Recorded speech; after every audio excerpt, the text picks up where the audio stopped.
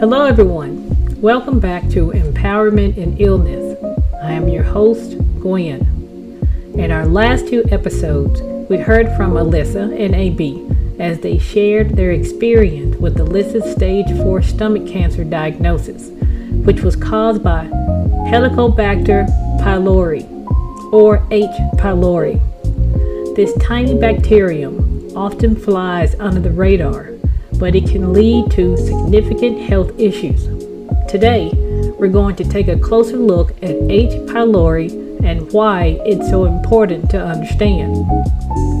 So what exactly is H. pylori? Well, it's a type of bacteria that lives in the stomach. You might be thinking, bacteria in my stomach? That doesn't sound good. And you're right.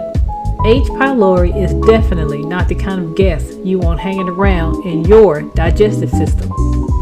Here's the thing. H. pylori is surprisingly common. In fact, it's estimated that about half of the world population carries it, often without even realizing it. Most of the time, it doesn't cause any issues, but when it does, it can lead to some serious health problems.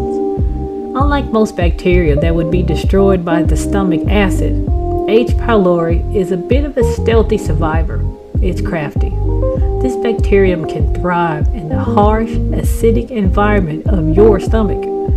How does it manage that? Well, it has a clever trick up its sleeve.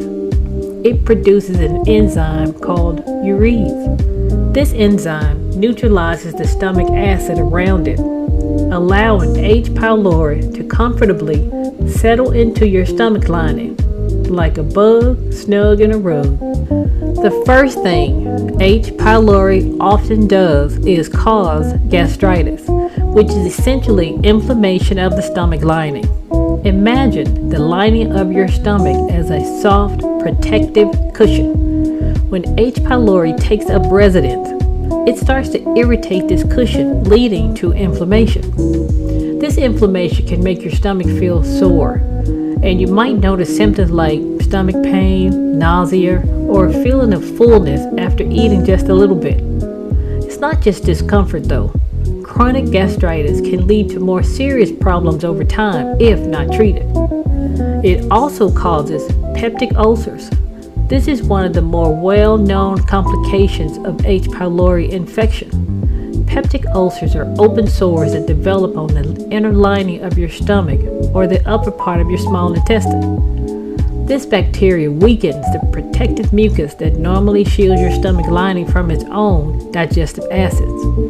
Without that protection, the acid can eat away at the lining, causing painful ulcers. If you've ever experienced that gnawing or burning pain in your stomach, especially when it's empty, you know how uncomfortable ulcers can be. What makes peptic ulcers particularly tricky is that they can sometimes bleed or even cause a hole in the stomach wall. That is a medical emergency. So, if you're dealing with persistent stomach pain, it's really important to get checked out by a doctor. One of the more serious long-term effects of H. pylori is its connection to stomach cancer. This is probably one of the most concerning aspects of the infection. Chronic inflammation caused by H. pylori can lead to changes in the cells of the stomach lining. Over time, these changes can develop into cancer. Not everyone with H. pylori will develop stomach cancer, but the risk is significantly higher for those who have had a long-term infection, especially if it's gone untreated, as in Alyssa's case. This is why it is so important to be aware of the signs and symptoms of H. pylori and to take action if you think you might be affected. Another way H. pylori can affect your health is by causing dyspepsia, which is another fancy word for indigestion. If you're dealing with H. pylori, you might notice that you feel uncomfortably full after eating, or you might have a burning sensation in the upper abdomen. Some people with H. pylori also experience bloating, belching, and nausea. Dyspepsia can be persistent and frustrating, making it difficult to enjoy meals or feel comfortable after eating. There's also a lesser-known complication that H. pylori can cause, iron deficiency anemia. The chronic inflammation and irritation in your stomach lining can affect how well your body absorbs nutrients, including iron. If your body isn't absorbing enough iron, you can develop anemia, which can make you feel tired, weak, and short of breath. It's another way that H. pylori can subtly impact your overall health without you even realizing it. Let's dive into the symptoms of an H. pylori infection, because this is where things can get a bit tricky. H. pylori is like a silent intruder. Many people who carry the bacteria aren't even aware of it because they don't have any symptoms. That's why it can linger in your stomach for years, quietly going about its business without causing any noticeable problems. However, when symptoms do appear, they can range from mild discomfort to more serious indications that something isn't quite right in your digestive system. Let's walk through some of the most common signs that might suggest an H. pylori infection. First and foremost, abdominal pain or discomfort is one of the most common signs of an H. pylori infection. You might notice a gnawing in your stomach, and it often happens when your stomach is empty, like between meals or in the middle of the night. Some people describe it as a dull ache that just doesn't seem to go away. The pain can come and go, but it's persistent enough to be a cause for concern. Next up is nausea and sometimes vomiting. When H. pylori is irritating your stomach lining, it can make you feel queasy, especially after eating. It's that uncomfortable, unsettled feeling in your stomach that might make you lose your appetite or feel like you just need to lie down. In most severe cases, this nausea can lead to vomiting, which is your body's way of trying to get rid of something that's causing it distress. If you've ever had a bug that made eating seem like the last thing you wanted to do, you could probably relate to this next symptom, loss of appetite. H. pylori can make food seem unappealing, especially if you're dealing with nausea, bloating, or stomach pain. You might find yourself skipping meals or eating much less than usual because your stomach just doesn't feel up to the task. Related to the loss of appetite is unexplained weight loss. If you're losing weight without trying, and especially if you're noticing it along with other symptoms like nausea or stomach pain, it's definitely something to pay attention to. Weight loss can be a sign that your body isn't absorbing nutrients properly because of the inflammation in your stomach lining caused by H. pylori. It doesn't just affect your stomach, it can affect your overall energy level too. Chronic infections like H. pylori can lead to fatigue, where you just feel tired all the time, even if you're getting enough sleep. This is partly because your body is constantly fighting the infection, and partly because your digestive system isn't working as efficiently as it should be, which can leave you feeling drained. Finally, one of the more serious symptoms to watch for is dark or tarry stool. This can be a sign of bleeding in your stomach or upper intestine, which can happen if H. pylori has caused an ulcer. If you notice this, it is important to seek medical attention right away, as it could indicate a more serious condition that needs immediate treatment. Alright, so we've talked about what H. pylori is and the symptoms it can cause, but how exactly do you find out if you have this tricky little bacterium in your system? That's what we're going to dive into next, how H. pylori is diagnosed. Because knowing what's going on inside your body is the first step to getting the right treatment and feeling better. One of the most common ways to diagnose H. pylori is with a breath test. Now, I know what you're thinking. How can you tell if you have bacteria in your stomach just by testing your breath? Here's how it works.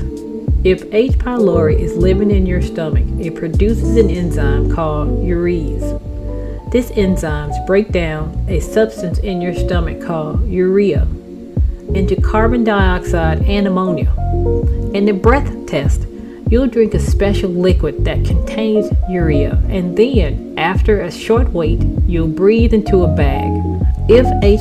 pylori is there, it will break down the urea, and the carbon dioxide that produced will be detectable in your breath. The test is simple. non-invasive and only takes a few minutes, making it a quick and easy way to check for the infection. Another method that's commonly used is the stool test. This test looks for the presence of H. pylori antigens in your stool. Antigens are substances that triggers an immune response, and in this case, they're produced by the H. pylori bacteria. The stool test is pretty straightforward.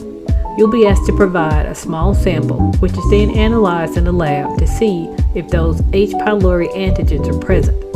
The stool test is very accurate and can also be used to check if the bacteria has been eradicated after treatment. So it's not just used for diagnosing the infection, but also for making sure the treatment works. There's also the blood test, which checks for antibodies to H. pylori in your blood.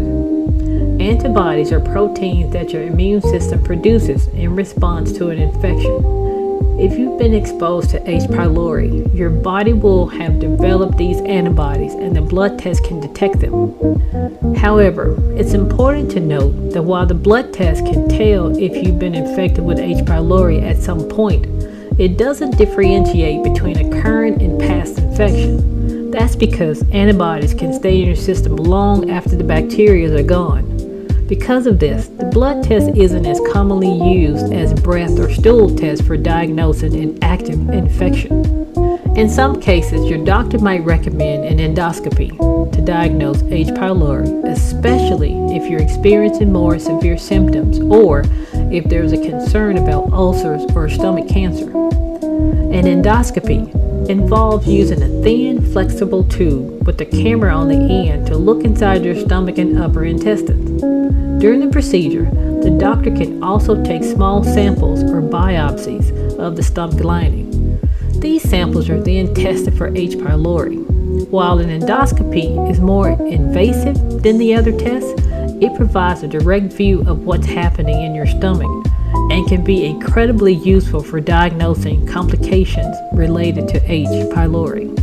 There are a few other tests that might be used in specific cases, such as a urea breath test or a rapid urease test during an endoscopy. These tests are also focused on detecting the presence of urease, the enzyme that H. pylori produces. But generally speaking, the breath test, stool test, blood test, and endoscopy are the main ways H. pylori is diagnosed.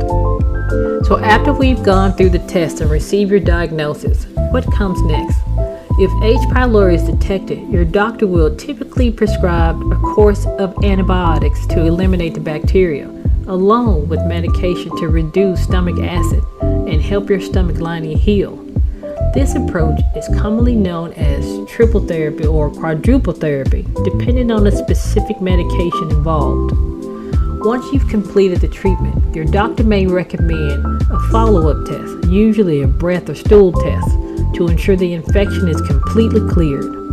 This step is crucial because H. pylori can be stubborn, and you want to be certain it's fully eradicated to avoid any potential complication down the line. So we've talked about what it is, the symptom it causes, and how it's diagnosed. Now let's get to the good stuff.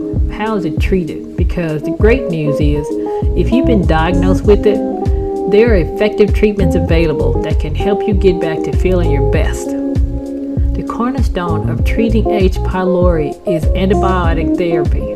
Since H. pylori is a bacterial infection, antibiotics are used to kill the bacteria. But here's one thing. H. pylori is a tough little bacterium that is good at surviving. That's why your doctor will prescribe not just one, but usually a combination of 2 different antibiotics. This helps to ensure that all bacteria are wiped out and reduce the chances of the bacteria becoming resistant to the treatment. The most common antibiotics used include amoxicillin, clarithromycin, metronidazole, and tetracycline. Your doctor will choose the best combination for you based on factors like your medical history and any potential allergies. Alongside the antibiotics, you'll also be prescribed a proton pump inhibitor, or PPI. PPI is a medication that reduces the amount of acid your stomach produces. Now, you might be wondering, Why do I need to lower my stomach acid? Well, reducing stomach acid helps in two important ways. It gives your stomach lining a chance to heal, and it makes the environment less hospitable for H. pylori, making it easier for the antibiotics to do their job. Common PPIs include omeprazole, lansoprazole, esomeprazole, and pantoprazole. These medications are usually taken for a few weeks, and they play a critical role in the treatment process. Sometimes your doctor might add a medication called bismuth to your treatment plan. You might know this medication by its over-the-counter name, Pepto-Bismol.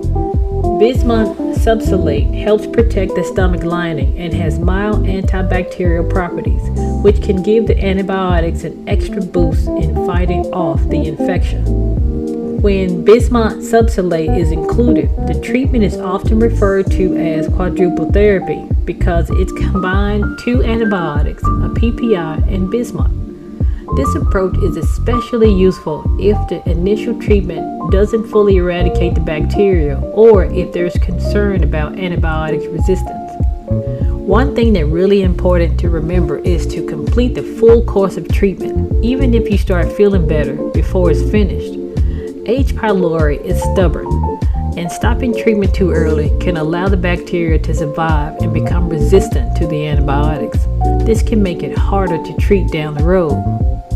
Now, it's worth mentioning that taking multiple medications at once can sometimes cause side effects.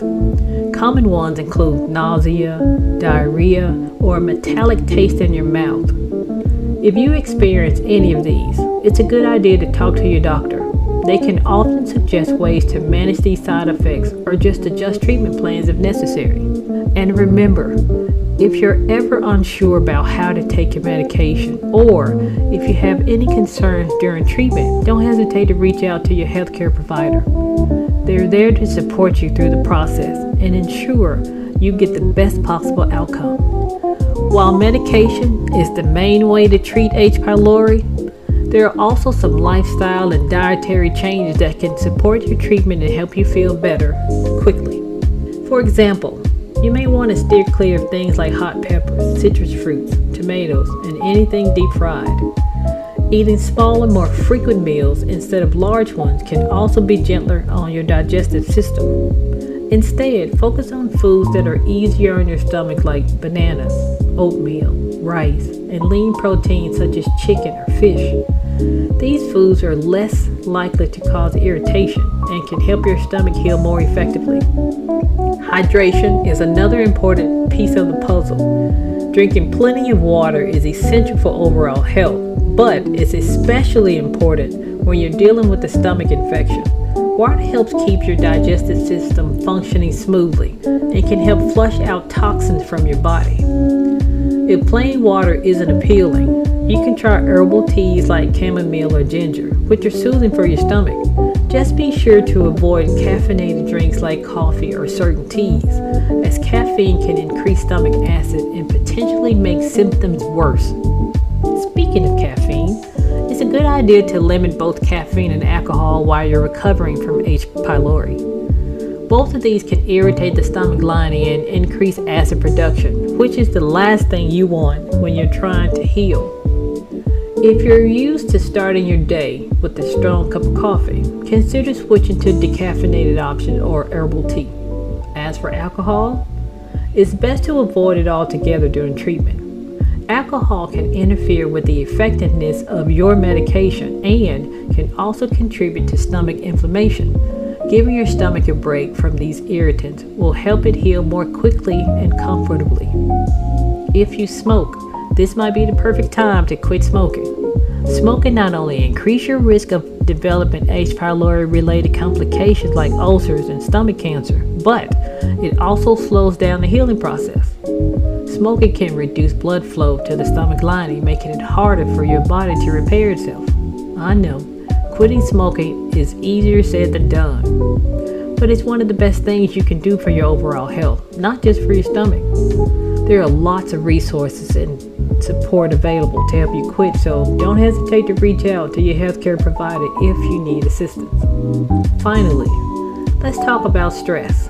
Managing stress is crucial when you're dealing with any illness, including an H. pylori infection. High stress levels can actually increase stomach acid production and make symptoms worse. So finding ways to relax and keep your stress in check can make a big difference in how you feel. Whether it's through medication, gentle exercise like yoga, spending time in nature, or simply taking a few deep breaths when you're feeling overwhelmed, finding what works for you can help support your body's healing process. We've covered what H. pylori is, how it affects your health, and the treatment options available. But wouldn't it be great if we could just avoid getting it in the first place? H. pylori can be spread through contaminated food, water, or surfaces. Practicing good hygiene is key. Things like washing your hands thoroughly, especially after using the bathroom and before eating, and ensuring your food and water are safe and clean. Scrub your hands for at least 20 seconds. Try singing the happy birthday song, making sure to get all the nooks and crannies under your nails, between your fingers, and the back of your hands. It's a small step, but it can go a long way in keeping you healthy. Another key way to prevent H.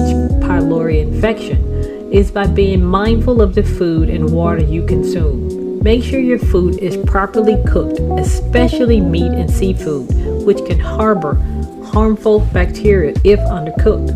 Cooking food thoroughly is crucial when it comes to preventing this infection. High heat kills bacteria, including H. pylori, so make sure your food reaches a safe internal temperature before eating.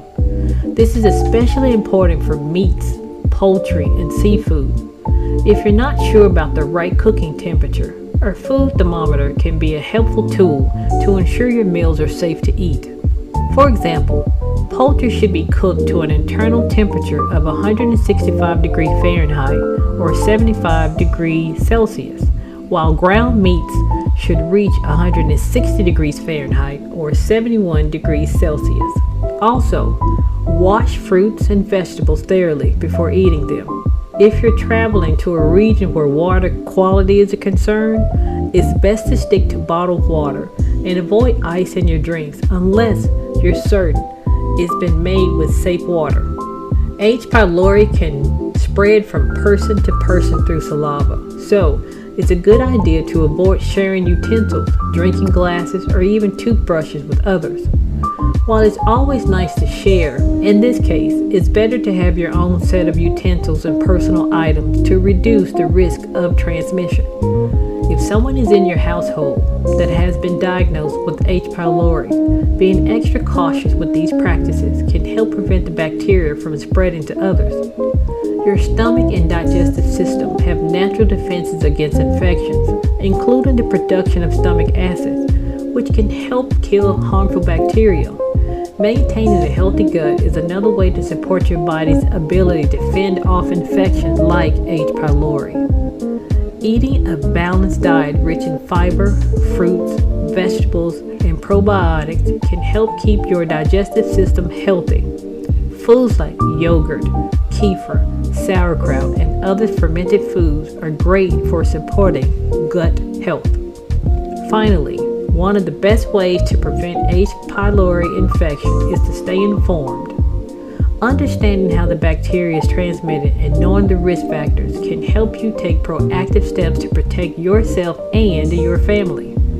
If you're ever in doubt about food safety or hygiene practices, don't hesitate to ask questions or do a little research. Knowledge is a powerful tool when it comes to prevention. Before we leave, I would like to close with a special portion of the show I call Healing Heartbeats. This is where we allow ourselves to wallow in sorrow. Give yourselves 3 minutes to laugh, cry, scream, cuss, or just sit in silence. Whatever you need to do to feel it, do it. Let the depression in for only 3 minutes. Once you've reached 3 minutes, compartmentalize it and get back to living. This is a rinse and repeat behavior. You cannot let depression take over because when it does, it will not let go. When someone passes away, they have the day they were born and the day they passed away. There is a dash in the middle. It's not a long line. It is a short dash. That dash represents your life. Go live in spite of having a chronic illness. Don't let your condition stop you. As we wrap up today's episode, I want to take a moment to reflect on everything we covered and leave you with some final thoughts. H. pylori might be a small bacterium, but its impact on your health can be significant, especially if it goes unchecked. The more you understand about H. pylori, the better equipped you are to take action and protect your health.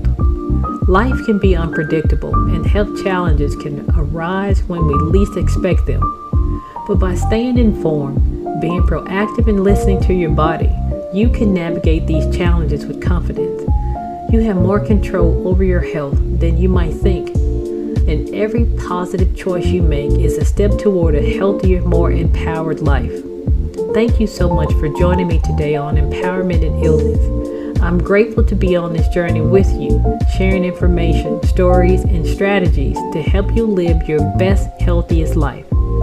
I want to thank Alyssa and AB for bringing awareness to H. pylori. Let's continue to send prayers and healing energy to Alyssa.